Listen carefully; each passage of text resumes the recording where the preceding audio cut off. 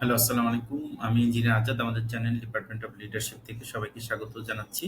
তো আমরা আজকে মাইন্ডসেট নিয়ে আলাপ করব।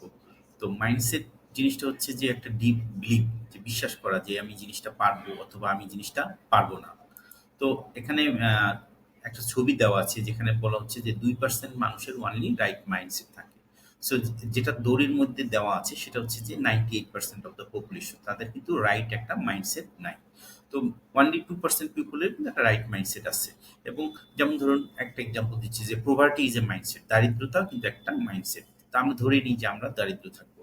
তো মাইন্ডসেটকে আসলে বিভিন্নভাবে প্রকারভেদ করেছেন বিভিন্ন মানুষ। তো আমরা এখানে অনলি ৩টা মাইন্ডসেট নিয়ে কথা বলবো।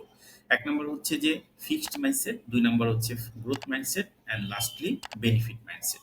তো একটা হাতির একটা সিনড্রোম আছে, মেন্টাল স্টেট আছে। এটাকে বলা হয় বেবি এলিফ্যান্ট সিনড্রোম। যেটা একটা মেন্টাল স্টেট। সেটা হচ্ছে যে ছোটবেলায় যখন হাতি জন্মগ্রহণ করে তারপরে কিন্তু হাতিকে ছোট একটা খুঁটির সাথে বা ছোট একটা গাছের সাথে বেঁধে রাখা হয় এবং হাতি কিন্তু কয়েকবার ট্রাই করে ওখান থেকে ছুটে যাওয়ার জন্য।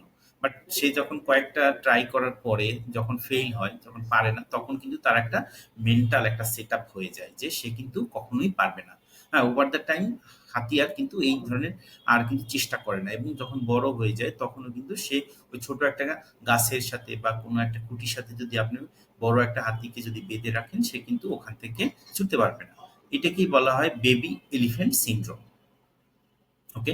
এটা একটা ফিক্সড মাইন্ডসেটের একটা উদাহরণ।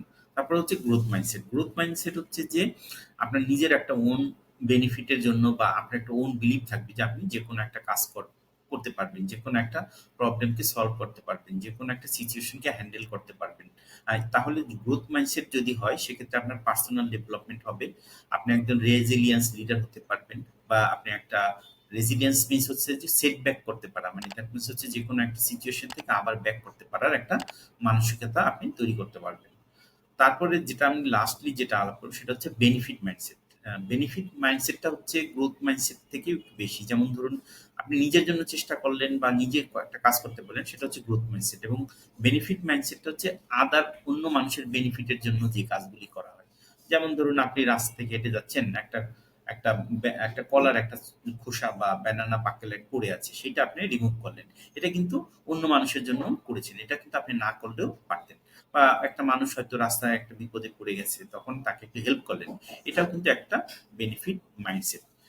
এভাবে কিন্তু আমরা আমাদের মাইন্ডসেট গুলিকে আমরা ডিফাইন করতে পারি।